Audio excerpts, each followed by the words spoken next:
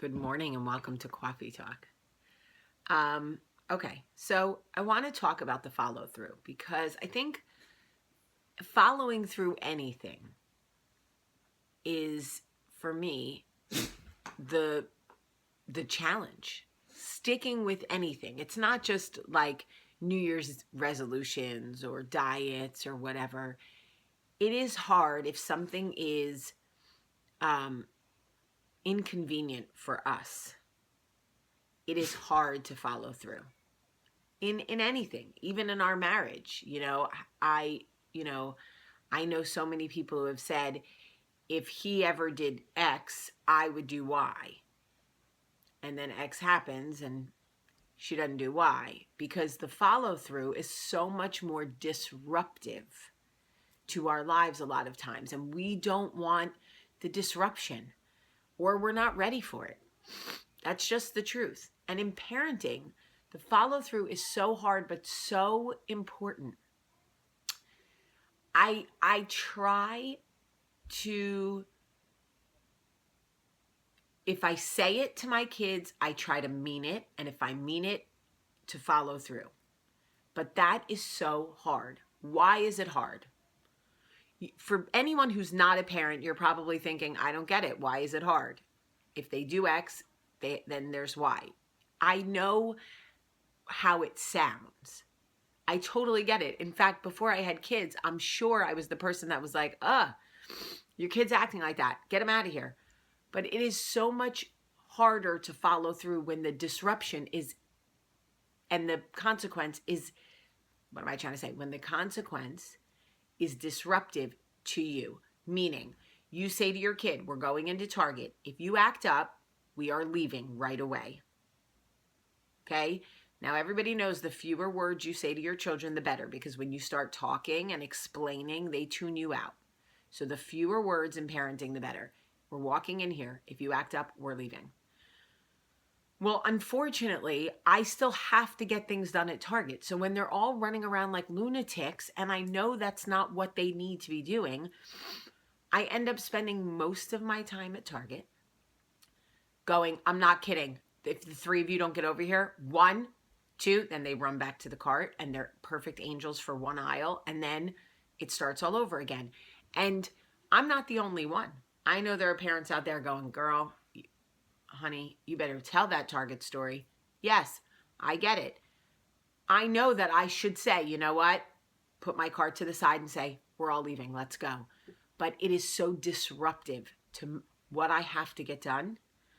So I'm learning not to say things like, if you act up in Target, we're leaving, because that is disruptive to me and not effective. So now what I say is, it's very simple. If we go in here and you act up, immediately after dinner tonight, you will brush your teeth, put on your pajamas, and go to bed. No dessert, no questions asked. I don't care if we eat dinner at 5 o'clock. You will go to bed at 5:17. That is it. And when they act up in Target, I usually give them one chance and say, this is your final warning. You've been put on notice. The next time I have to speak to you, you immediately go to bed. Because it's easier for me to follow through. And come on, parents, let's be honest. Who doesn't love an earlier bedtime? Can I get an amen? It's easier to follow through when the disruption isn't on me. I was failing constantly. Whenever the repercussions or the consequences disrupted me, they were seeing fractures in my process, and they were playing off of them. So when you don't follow through with kids, it takes them 1 second.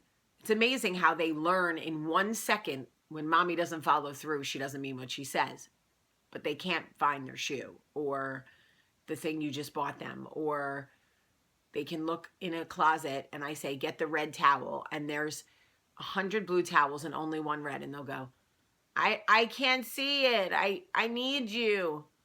But don't follow through one time on your threats and they learn immediately how to manipulate the entire system. It's unbelievable. I share this with you because if I feel a lot of times like I'm failing, I know there has to be other parents who go, they don't tell you this.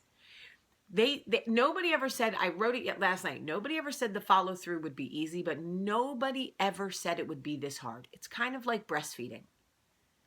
No one tells you that it is excruciatingly painful. Excruciatingly so. That it feels like lightning is shooting through your armpits, out your nipples, into your kid's usually butt, where they're shooting seedy mustard poop out into their diaper, like electricity, poop. Okay? No one tells you that. No one tells you that you will be wearing a mesh underwear sandwich when you leave the hospital after having a baby. No one tells you that. Did you know that, pregnant women out there, after you have a baby, you will start making your own underwear sandwich in the bathroom. It will have like a giant pad. You will squirt like gel, cooling, numbing gel onto the pad, which you will then stick onto mesh, almost like pantyhose material underwear, which you will then slide up onto your body that looks like it has been kicked by a donkey.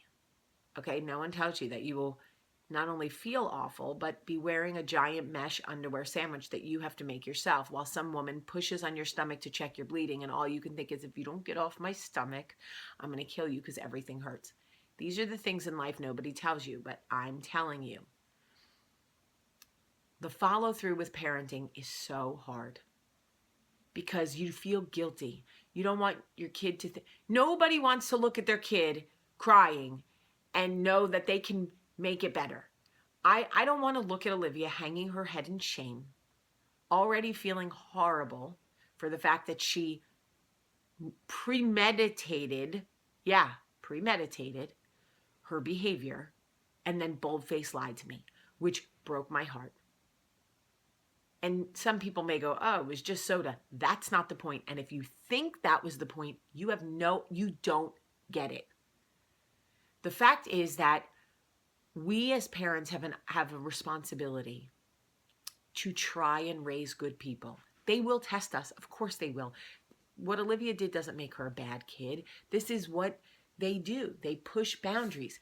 And it's almost like they want to know that mom and dad are paying enough attention to them that they can't get away with these things, because it is actually reinforcing to them that they are loved. I do not want my children ever to think that love means that I'm going to do everything for you and let you get away with everything. That is not love. Love means I'm going to call you out on your crap and force you to own it so that you can put the work in. Same thing with my husband. Sorry, you told me you were at a business meeting and I found out you were playing golf. Guess what? I'm not letting it go because I love you. I'm going to call you out on it, and we're going to have to put the work in. Because if we love each other, that's what that is. The minute I stop calling you out and stop caring where you are, that's when you really need to be worried. That's when you really need to be worried. The follow through is so hard. If you are there, if you are nodding your head yes, if you are in your marriage, tired of making the same threats, if you are in parenting, tired of saying the same things and nobody's listening, and you feel like you're being walked all over or taken for granted, whatever, change the repercussions for everybody. Make them things that you are comfortable following through with so that you don't have to feel defeated going back on the follow through. That is what I'm doing. Yesterday I was impulsive. She did it and I said it. You're not going to the birthday party. The words were out of my mouth. There was nothing I could do. I wanted to take it back worse than anybody. I even called my mom, who's usually the most strict, no nonsense. And even she was like, oh, I don't know. Maybe you should just tell her she has to go I said, I can't go back now. I can't look at her in the face now and say, okay, I'm changing the punishment. Forget it. I will undo the work I just did. I can't. I have to follow through. And it was excruciating for me.